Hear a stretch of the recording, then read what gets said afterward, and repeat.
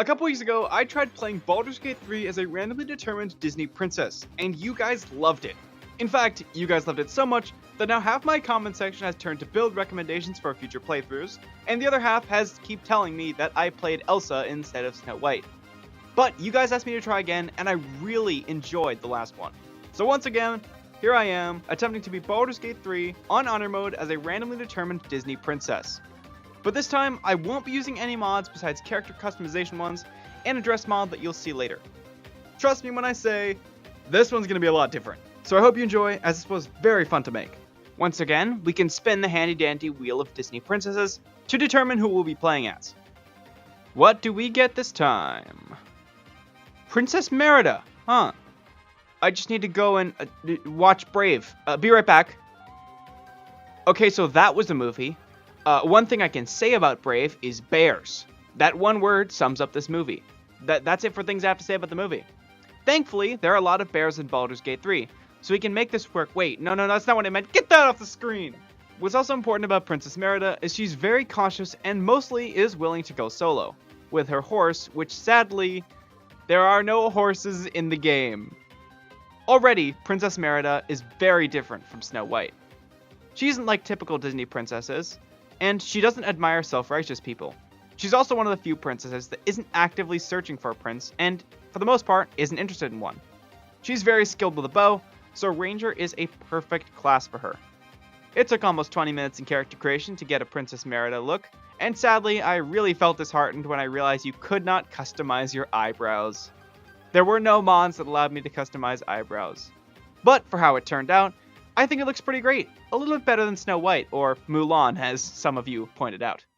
In the movie, Princess Merida is a princess about to be betrothed to some suitors in order to keep the alliance between several nations going. But she doesn't want to, and she has a falling out with her mother, which causes her to seek out means to transform her mother into a bear. Eventually, Merida is able to save her mother and defeat the great bear, Mor'du. But in this story, Princess Merida was kidnapped by the Mind Flayers on a search for ancient Scottish texts and relics of ages past, like she did in the movie. Naturally, this environment is confusing for her, but after some Gith attacked, the damage to the Nautiloid allows her to escape her pod. She ventured into the next room, ignoring the brain, and meets up with Lae'zel, who immediately brings her into combat with some imps that are easily defeated. We freed Shadowheart, and using our combined power easily reached the transponder to send us into Act 1. The Nautiloid did end up crashing, but thankfully, Princess Merida survived the fall and woke up on the beach. We rescued Shadowheart, and that might be a good time to talk about what companions Merida will be comfortable traveling with. Shadowheart is very secretive and antisocial at first, so it wouldn't make sense for Merida to enjoy her company. Astarion is willing to kill Merida the first time they meet, so there's no chance Merida would trust him at all, especially after learning he is a vampire. But when interacting with the strange rune, some dark echo calls out to Merida and urges her to bite off the hand, which just happens to be the hand of Gale. Naturally, she's very concerned that she just did that, and so finding a cure is definitely her top priority. Another big takeaway from the movie is that Merida really doesn't like people telling her what to do, and Lae'zel is very known for telling other people what to do.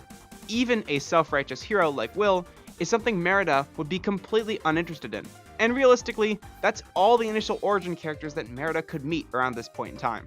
So for most of this video, this will be a solo run. Merida might be willing to have these companions in her camp, but there's no way she'd want them in her party. Merida, even though alone, is very brave and aware of the dangers of the tadpole, and finding a cure takes priority. The Emerald Grove seems promising. When we reached the gates of the grove, a battle broke out between humans and goblins. Even though Merida doesn't know these people, she'd still be willing to take up arms against the goblins, allowing the fight to easily be won with very few casualties. Okay, maybe a decent number of casualties. Once inside the grove, we reached level 3, where we unlock the Beastmaster subclass of Ranger. For our beast companion, we obviously pick a bear, which is the most tanky, and is very helpful since we're solo. What's important about Merida is she doesn't favor direct confrontation, so she would never walk into an ambush and instead try to surprise any potential ambushers. Even though the grove is ultimately a dead end for removing her tadpole, she does get a lead on someone who can help her, Auntie Ethel. Returning to camp, we also grab a very nice dress that actually looks like something Merida would wear in the movie. But it won't be the right color for a little while, as we need to find just the right dye for it. After getting an upgrade in the hunting shortbow, Princess Merida proceeded on the road to the Blighted Village. Unlike Snow White, Merida is very willing to deceive and trick other people, and we're able to deceive some goblins into leaving a gnome, trick some ogres into joining us, and we probably won't pay them later? Well, I'm talking to the ogres. Why not subscribe to the channel? It's completely free, and you can just unsubscribe later. YouTube tells me 3% of you guys watching are subscribed, so help me out, will you? We're also trying to hit 10,000 subscribers, and with your help, I can. And stick around to the end, where I tell you how you can really help me out, and the computer fund that I mentioned in my last video. Also, if you haven't watched the first video, I'll leave a link in the description so you can find it after you're done with this one. Back to the video. That night, Alfira shows up in camp, and sadly, doesn't survive the night. This does end up giving us the Deathstalker mantle, which allows us to become invisible every time we kill an enemy, though Merida is very concerned that she was the one that killed Alfira, and is seeking answers, as well as a way to try and rid herself of these disturbing urges. Along the way, we also pick up Shovel, who reminds Merida of her little triplet brothers. Very mischievous. So, Shovel is welcome to join the team. We head down the road to the Goblin camp, and we're able to get green dye, finally getting the right dress color for Merida, recruiting Karlach, saving Flork from the burning building, and defeating some unspeakable horrors, got us to level 4, where we pick up the Sharpshooter feat, giving us a bonus 10 damage at the cost of our chances to hit. Thankfully, by partial resting, we're able to get tons of oils of accuracy, which improves our chances to hit significantly. I really wanted the Titan String bow, as it's the best bow in the game, but I had a slight mix-up in the Zentrum outpost. I thought that by summoning a bear and walking it in, that I'd be able to just avoid the skill check to prevent myself from being blown up by the guard. What I didn't realize is that this turns everyone hostile in the Zentrum outpost. Because this is honor mode, we lost out on our chance to get the best bow in the game, at least for now. A +1 longbow will have to do for now. We bullied our way into the Goblin camp and spoke with Grat the trader, who sells the gloves of archery, a very needed damage upgrade. These gloves add 2 to all of our damage with longbows and shortbows. We were able to bluff our way into the inner sanctum, and this is where we can find all the Goblin leaders. Merida is very mischievous, and learned that direct combat with the Goblin leaders would be foolish. She also learned that the Goblins have a pit of spiders that will devour anything thrown down to them, after witnessing someone being pushed into it. Merida was able to use Goblins as improvised weapons to bring them closer to the spider pit, because they don't get mad at her. Enter turn-based mode and just shove them into the pit. The spiders aren't hostile to anybody outside the pit, and the Goblins in the pit can easily be shot down by Merida or be killed by the spiders. The other Goblins aren't even mad, so we use this trick to bring almost every single Goblin in the Sanctum to the ledge, including Priestess Gut, all the Goblins in the main chamber, and all of the Goblins patrolling in the adjacent rooms. We also accidentally toggle non-lethal attacks and knock out Minthara when fighting her. But sadly, on the first attempt, she uses Hold Person on me, and I failed to save out of it for 3 straight rounds, allowing her to crit smite me to death. So, dishonor it is. It was only a matter of time before I got careless and lost my honor mode run. I decided to take a long rest, and we are saved by Queen Eleanor? Merida, despite having conflict with her mother in the movie, still trusts her, and is willing to use parasites to get favorable beginnings, for another +2 to the first attack roll we make against a creature. After unintentionally knocking Minthara out, we free a bear, and that bear turns out to be Halsin. He says that though he can't cure the tadpole, he knows where they come from, and is willing to help us if we destroy the Goblin leaders. So she accepts his offer. Even after being thrown into the spider pit, Ragzlin actually has a countermeasure to the strategy, with an ability to charm the spiders. Or spider, as one was killed by one of the goblins. Even though the spiders could leave the pit, Ragzlin refused to, and we took him out with a few arrows. Halsin told us to return to the grove, and on the way we grab Scratch and fight the owlbears. Taking down the owlbear mother was easy enough, but her mate killed both Andric and Brenna. The cub couldn't reach us, and the mate was able to damage me more than I could heal in a single turn. Thankfully, I had a blink scroll that could save me, as at the end of my turn, I would potentially vanish into the ethereal plane, which prevented the owlbear mate from attacking me. And slowly, I was able to use this to drain its strength over several combat rounds, to the point where it couldn't hit me. We killed the mate, but decided to leave the cub in peace. A night of partying commences, and Merida isn't one to enjoy parties, and none of the companions interest her.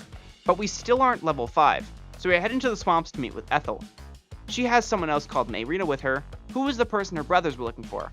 Ethel sells Hill Giant Strength potions, which we buy a few of, and she offers to create pastries to curse her mother and turn her into a bear, remove the tadpole. The price? One of Merida's eyes, which she immediately refuses, and, realizing there's a secret passage, slips into without Ethel noticing.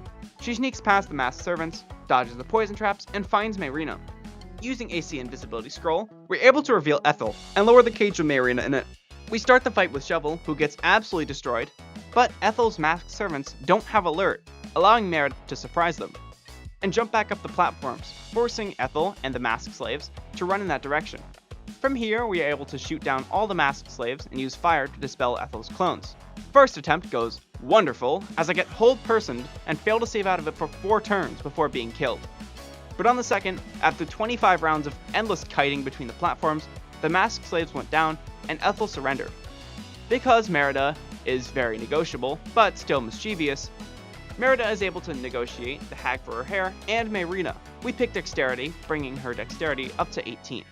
This does get us level 5 for the extra attack feature and an increase to our proficiency bonus, further increasing our attack. This also buffs our bear companion and gives it honeyed paws, allowing it to disarm a target or knock them prone. With that, we headed into the Underdark and entered the Myconid colony to speak with Spa. We accepted his quest to defeat the Dwagar. Glut joins our party, and we desperately want the Boule. But taking it down is no easy task, as Honor Mode gives it diamond scales, allowing us to basically do no damage to it. This is why we needed the Sharpshooter feat, as occasionally we land an attack that does enough damage to bypass it. If you think about it, the Boule is kind of like Mortu in that it just ignores pretty much every single arrow we shoot at it. But honeyed paws from our bear doesn't give the target a save to resist being prone. They just fall prone if it hits, and we get to witness this when the Boulette showed up for round 2.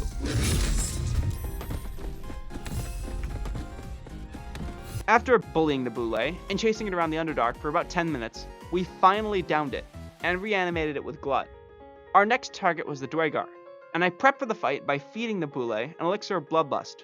For some absurd reason, the elixir of Bloodlust restored its diamond scales and shredding scales legendary action.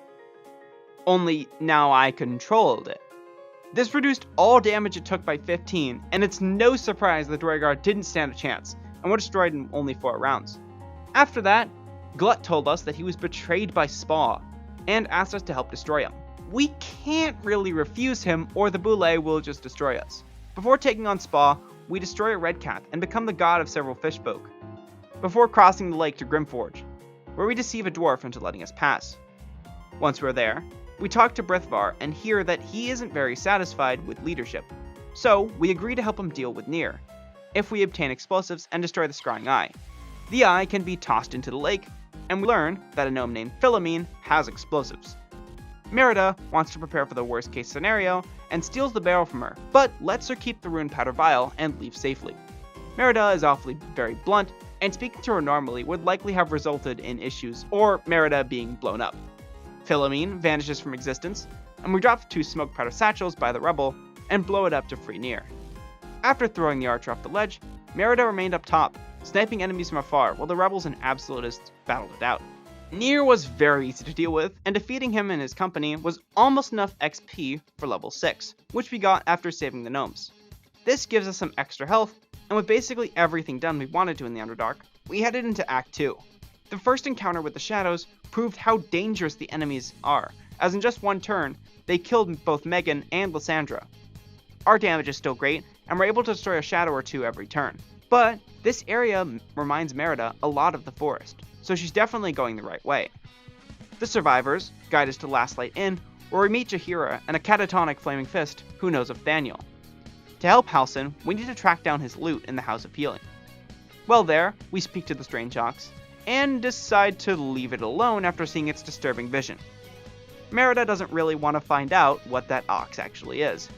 We meet up with a group of harpers preparing an ambush. We agree to join them and deceive the Drider to give us the moon lantern, and have them walk off without it into the shadows to die.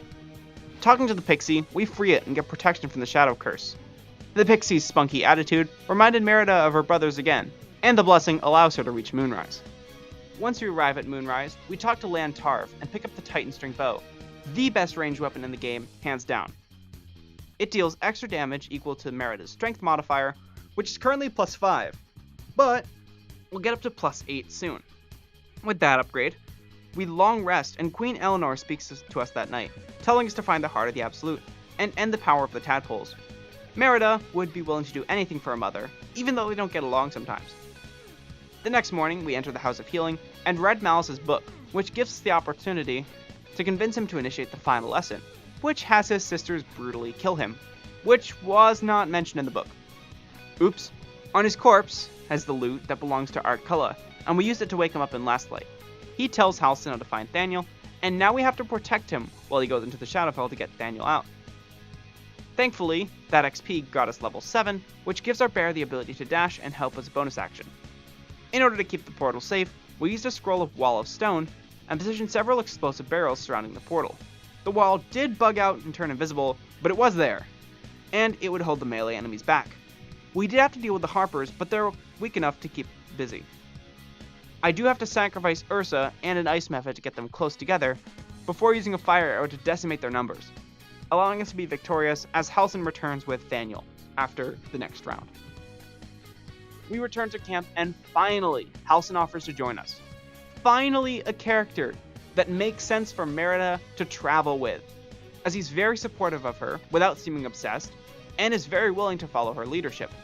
After gearing him up, the party proceeds into the house shrouded in shadow and met Oliver, following him into one of the hardest fights in the whole game. Mommy puts almost all of our summons to sleep, and Daddy's AoE attack destroys both Shovel and the Ice Method. Thankfully, a spike growth from Merida kept the Shadow Friends constantly dying. And, though almost all of our summons died, we eventually defeated Oliver and convinced him to merge with Thaniel, causing Halsin to join us permanently. I proceeded to wander the Shadow-Cursed lands, unsure of what lied within, just like Merida would do in the movie with Halsin, and basically did everything there was to do. This included defeating Garen Gothorm, freeing the prisoners from Moonrise, and during battle with the Moonrise guards, I completely forgot Minthar was alive, and she joined combat on our side. Sadly, she did not survive the fight, and we proceeded into the Gauntlet of Shar soon after. Once in the Gauntlet, we pass by a rat that bites Merida. Now, while most princesses love small animals like rats, Merida is not most princesses, and killed the rat right then and there. But when Merida saw dozens of rats running in the same direction, curiosity took hold, and that's when a rat spoke to her. It told her the location of some treasure in return for not killing it, which seems reasonable. We traverse over to the location and loot the incredibly overpowered... Did I just get swindled by a rat? But the rat would have to wait. We cheese, no pun intended, the self-same trial by leaving Halsin outside and starting it with Merida, then destroying the door so that he could enter. The copy of Merida stood no chance, and we obtained the gem. We speak to Yrgir, and Merida appreciates other hunters, so we offer to help him. We get level 8 here and take ability score improvement for Merida to get 20 dexterity. The other two trials were easy enough, and we confront the rats again. 2 spike growths allow us to easily deal with a swarm of rats, and 1 rat appeared after they were all defeated. Thinking the battle wasn't over, I killed it, and it didn't transform into Lothendor, but had his items. Normally, he turns back into his normal form to speak with you, but he just didn't. And with his death, Yrgir leaves, giving us the final gem. With this, we descended to the Night Song, and Balthazar shows up to try and stop us. But even with his army of skeletons, he's no match for the Princess and Halsin. And thanks to some good positioning, and a few undead slaying arrows, he goes down just like the rest, allowing us to easily mop up his followers. This allows us to free the Night Song, and head into Moonrise Towers. Here, Jaheira offers to join us, and finally, we team up with another character Merida would be willing to travel with. The Moonrise fight is very easy given our previous skirmish, but Ketheric would be harder. Merida was able to destroy most of the Necromites, but Ketheric specifically targets Jaheira if the Night Song is dead, and Sistera always uses Fireball, which destroyed almost all my summons before they even got a turn. But the fight turned in our favor when Ursa landed Honeyed Paws on Ketheric, causing him to drop his hammer, and we defeated him soon after, causing him to flee. Jaheira joins us permanently now, and we head into the colony. But in the colony, Will did mention an asset needing to be saved, which turns out to be Mizora herself. Because Merida isn't like a known princess and doesn't like Mizora, she decides to destroy her, which unknowingly results in Will's death. But enough of that. Descending the elevator, we reach the Myrkul fight. We witness the 3 Chosen assemble and marshal an army to march on Baldur's Gate. We have my bear drink an Invispot and use it to free the Night Song, given it has the help action. Ketheric isn't nearly as strong as normal without his hammer, but the game does give him the Flail of Myrkul as a backup weapon. But given his low health, he was easy to deal with. But when Myrkul showed up, things took a turn for the worse. Myrkul's Gaze of the Dead shredded through Merida's HP thanks to his Honor Mode legendary action, and he kept healing by eating Necromites. Aelin was about as useless as you'd expect in combat against Myrkul, and went down very quickly. Both Halsin and Merida were downed, but a half HP Jaheira was the one to save the day and finish Myrkul. Not even close to defeat. After talking to Withers and wrapping up Act 2, we headed on the road to Baldur's Gate, only to get rudely ambushed by some Githyanki. They are a non-issue, as we immediately just run past them into the portal to the Astral Plane. After all, Queen Eleanor was in danger, and she was the only one protecting us from becoming Mind Flayers. But, to Merida's shock, it was a disgusting Mind Flayer, and it was masquerading as her own mother to get her to consume tadpoles. We had no choice but to side with the Mind Flayer, for now, and combat begins. The fight starts well, as I'm able to blind the Fireball Gith with Malice-coated arrows, which forced him to get in melee range to use it, allowing a Woodwoad to kill him. We defeat the melee Gith, and keep the Airbender blinded with Malice arrows, allowing everyone to gang up on the Prelate. Though I do position Halsin a little too close to the edge, and an air punch knocks him off, instantly killing him. The Prelate goes down soon after, being blinded, and the Airbender is overwhelmed and brought down soon after. We resist the compulsion to consume the tadpole, and then rested to continue down the road to Baldur's Gate. We chat the locals and buy some gear before entering Worm's Rock Fortress. Now I have to be honest, this playthrough was going really well, and I was excited to do all the quests as Merida. Except the game really did not want me to. I first noticed this when I entered the guild hall to progress the quest to get Minsk, and Nine Fingers just wasn't there. This was also the case for Cazador, Saravok, Lyconia, Loroakan, and the Mystic Carrion, to name a few. This also affected Minsk as well, and there was no way to bring him in the party. Apparently, some playthroughs of the game are bugged to have these major characters just not show up. This is a massive problem, as no Saravok means no Amulet of Ball, and no entry to Orin. Thankfully, my choice of Orin as the Dark Urge meant that it didn't matter, as we could open the first door after getting past the trial by going invisible. And our butler is waiting, and will just open the door for us. No amulet required. This was the part both me and Merida were dreading. The inevitable duel with Orin. We geared ourselves up with some armor and items to increase our saves, as Orin has some pretty devastating moves that can keep us permanently stunlocked, feared, and even afflicted with flesh rot. We coat both the Deadshot and our Dolora Mars from killing Dolor with Drow Poison, to hopefully put her to sleep, and head out to confront her. Tragically, we are unable to save Yenna, who is kidnapped by Orin. But Merida wouldn't really mind, as even though Merida didn't want to babysit an orphan, and told Yenna as such, she just wouldn't leave the camp. The battle begins, and in one attack, Orin falls asleep, skipping her first turn, and the critical hit damage from Dolora Mars is able to bring her under half HP in 2 attacks. We save the Piercing Growl Fear ability, and stab her twice, bringing Orin down. The regular cutscene that plays after Orin dies just didn't play. And that's when I found the strangest glitch I had ever seen in 1600 plus hours of playing this game, when I looted her gore pile. If you're wondering, this is why I have 2 Shadow Cloak rings, and it's one of the only unmodded ways I've found to duplicate items, but it seems to only work when the game is broken in this way. But even though we never met Baal, it didn't say he was our ally, meaning Merida refused his blessing. Good for her. Cutscene or not. Returning to Gortash, we agreed to ally with him.